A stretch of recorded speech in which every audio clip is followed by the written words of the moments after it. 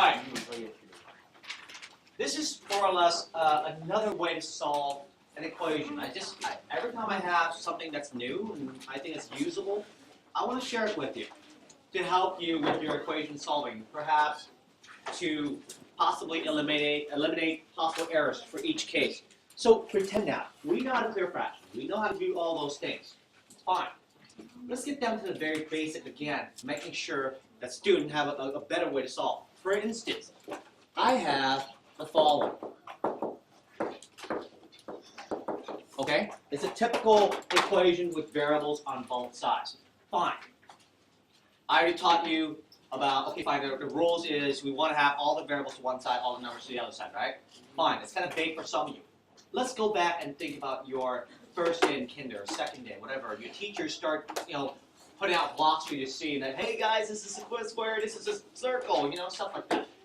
You're all like, I love it. Let's sort them, Fine, let's sort them. Same thing here. We have variables, we have numbers. Let's sort them. Let's call our variables as square shapes, or red. I want to use it. So any variables terms that I see, I put a symbol for it. I also use color for those who love colors. I don't really care. And then for all the numbers, I want to make them green circles. Okay, and now your teacher basically says, guys, we have a red basket for the red squares.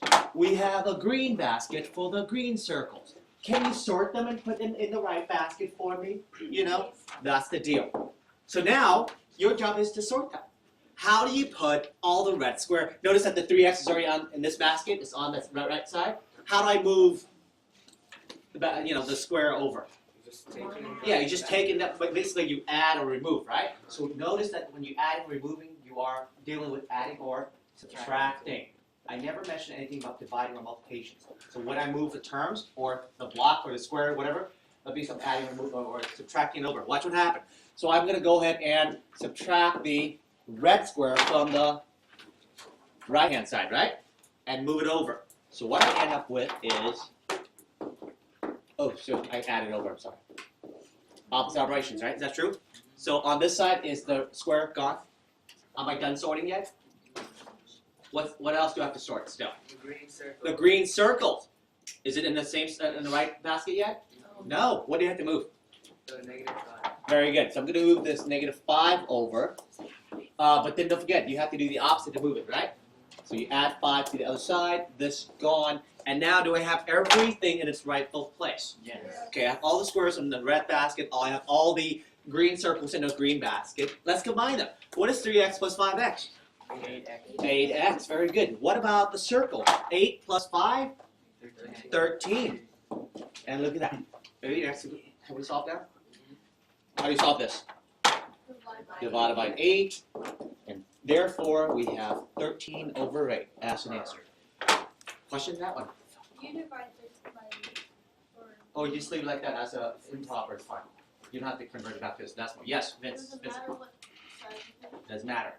I can have the green on the left and the red on the right. I don't really care, but just make sure you sort them in the right basket. So that's one way to take this on. Any questions so far? I'm not done yet. I want to show you again. So we know what this answer is, right? 13 over 8. Did anyone bother to write this down? I did. It's helpful, right? And please, write it down if you need to. But watch this. Oh, by the way, it's going to be online, so if you have to write it down again, you can. So I'm going to carefully erase all the markings. I know. Never mind. Right, is that correct? And then 3x minus 5? Okay. Is that the same problem like before?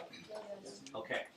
Now, what is Mr. Wynn doing to you now, right? Okay, look, I yet have another way to do this thing. And hopefully you embrace this method as your friend. Let me introduce to you, new friend. Look at this. It's called the imitation method. It's really simple. All you have to do is just randomly pick one. I want that one to imitate that one. The x to imitate the x. So how do I take the 3x and imitate the negative 5x. What do I have to do to this 3x to make it into a negative 5x? You can either add or subtract only, by the way. Yes? -8. Minus 8. 3x minus 8x, will that give you negative 5x? Yes. Oh, it is. Okay, watch. So I'm done imitating on this side. I'm going over here now. Since I'm already done with the x, I'm done, right? All I have to do is say, how do I imitate the 8 with the negative 5? What do I do to the 8 to make it negative 5? Add it. Do you add or do you subtract? Add. Subtract. Subtract. Add what? How do you add to make it a negative? If you add a number, it will make it bigger, right? So how do you make it into a negative 5? Subtract what? 13. Ah, watch what happened. Wait,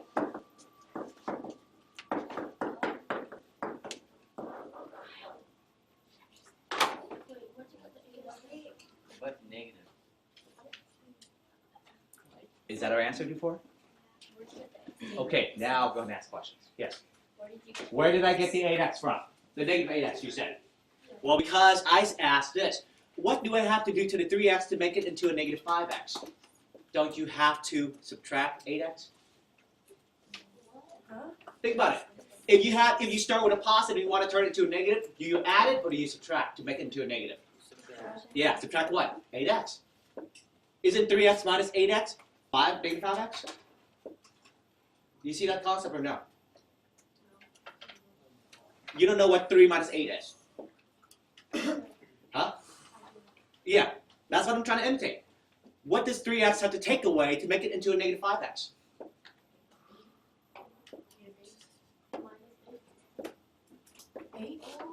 Okay, and over here, what do I have to do to the 8 to make it into a negative 5? Subtract 13. Subtract 13. There, I have it. So now I just solve. Yeah. Yes, But how'd you make it into positive? It was like a negative divided by negative. Positive. Okay, I know. It's the first time. Let's see this again. Too fast, huh? All right. Let's show this trick again. I know. Like slot of pen.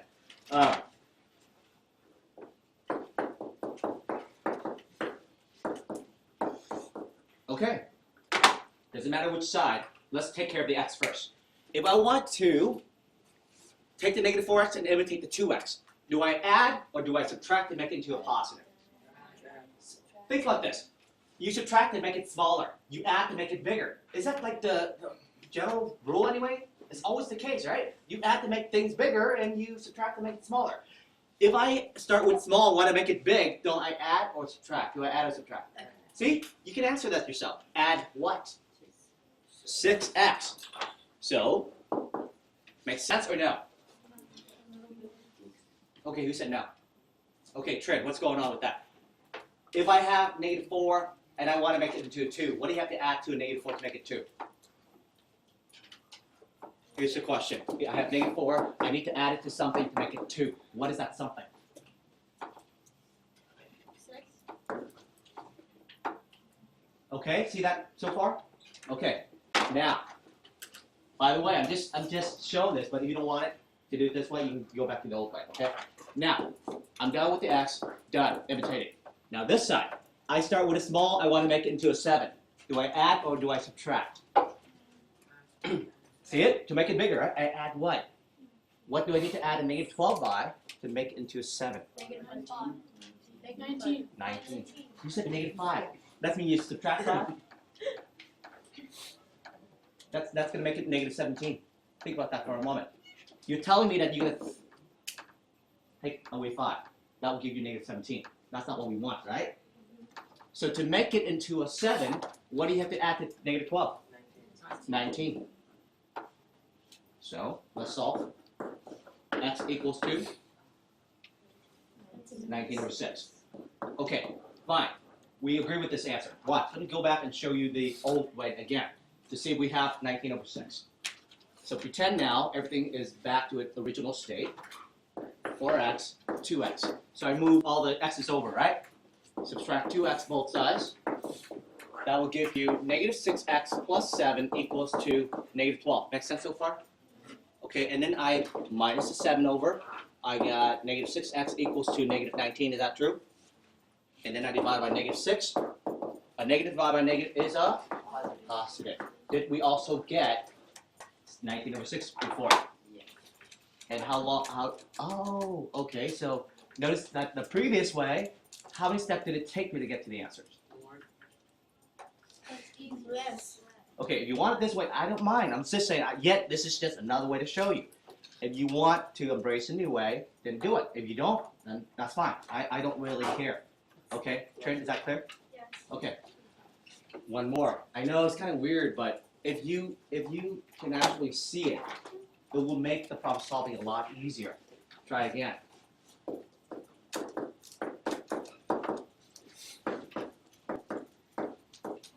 Okay. How do I make this 5x into a negative 7x? To make a big into a small. Remember, big is positive, and this is negative, that's small. So how do I make a big into a small? So I know that I have to subtract. Subtract what? 12. Does it make sense on why I got that answer? Okay, done.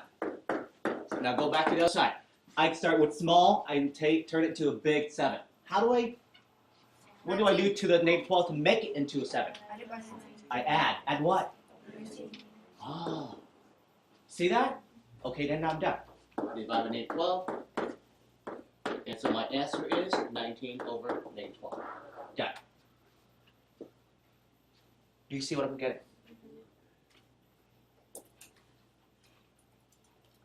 Okay. Let's try another one. Remember, but for this to work, you need to have what we call balance on each side. 2 terms, 2 terms, 3 terms, 3 terms. Okay? You cannot have 2 terms here over 1 term here. It doesn't work like that. So you need to have a balance in a way. So let's take this one and give it a try. Okay, let's try that. 3x into a 10x. 7. At 7. Done, right? 8 into a negative 4. So a big into a small. Negative 12. Negative 12. Is that correct? 8 minus 12 is negative 4. We're done. Look. Negative 12 over 7. What do you think of that? Okay. Let's hope I can convince you once and for all. The answer is negative 12 over 7, right? Watch this. Oh, they dropped. So, the answer is negative 12 over 7. Let's do it the old way. I'm going to go ahead and minus a 10x over, which becomes negative 7x minus 4 equals to positive 8. Add 4 over. I have negative 7x equals to 12 divided by negative 7 both sides. X is 12 over negative 7. Is that the same answer before? Is that the same? Yes. Oh! But look at this. You make it look fast. But I did it fast. But if you were to do this problem on your own, can you actually solve it that fast? No. Okay. Make it look like too easy. Of course. But it takes a lot of practice, right? Or like I said, let's not do this, and let's imitate instead. 3x, 10x, oh, 7x. 8, negative 4, oh, that's negative 12. What do you think of that now? What if it's not balanced? Oh, good. Thank you for asking that question. Oh my gosh, you are so great. He asked, what if it's not balanced? Well, we make it balanced this way. Watch. So pretend I have 4x plus 7 over here, and over here I only have negative 3x, right? It's not balanced. This is 2 terms, this is 1 term, right? Watch. It is balanced out. Right? Good, right? Is it balanced? What I'm missing over here is just a number. Well, what is that number? 0?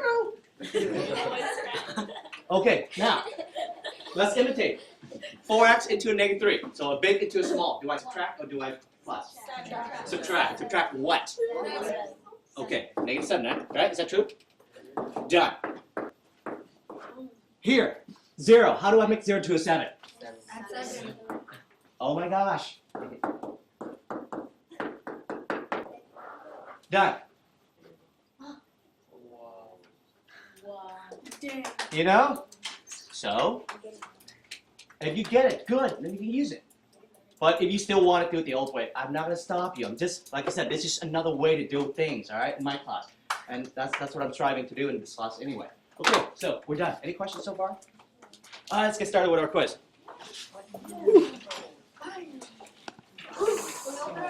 Yes, please.